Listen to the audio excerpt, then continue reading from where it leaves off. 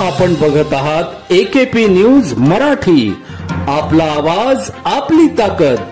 Subscribe करा, share करा, like करा। AKP news Marathi. नाशिक जिल्ह्यातील त्र्यंबकेश्वर शहरातील जवाहर रोड परिसरात भगवती कमानीजवळ निलेश रामचंद्र परदेशी या युवकावर त्याचे मामा गोविंद दाभाडे यांनी अज्ञात सहकाऱ्यांच्या मदतीने गोळीबार करून जीवे ठार मारल्याची घटना 21 डिसेंबर 2024 रोजी घडली होती।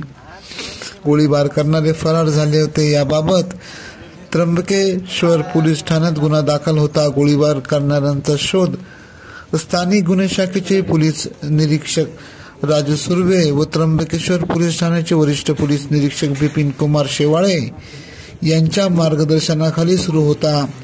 पोलीस अंमलदारांनी अथक परिश्रम घेत अंजनेरी व नाशिक शहरातील अंबड परिसरातून ज्ञानेश्वर सोमनाथ डगळे, सुरेंद्र अनंता जोगारे, विठ्ठल सोनू बदादे या तिघांना सापळा रचत ताब्यात घेत विचारपूस केली असता त्यांनीच गोळीबार करून ठार मारल्याची कबुली दिली।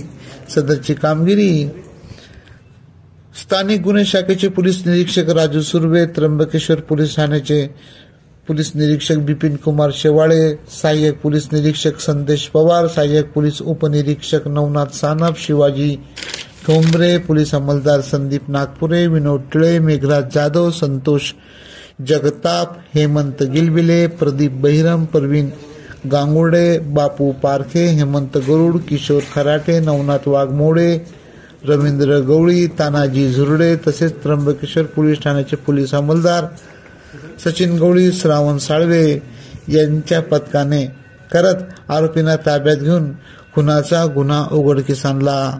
एकेपी न्यूज साठी ब्युरो चीफ अनवर खान पठाण, नाशिक।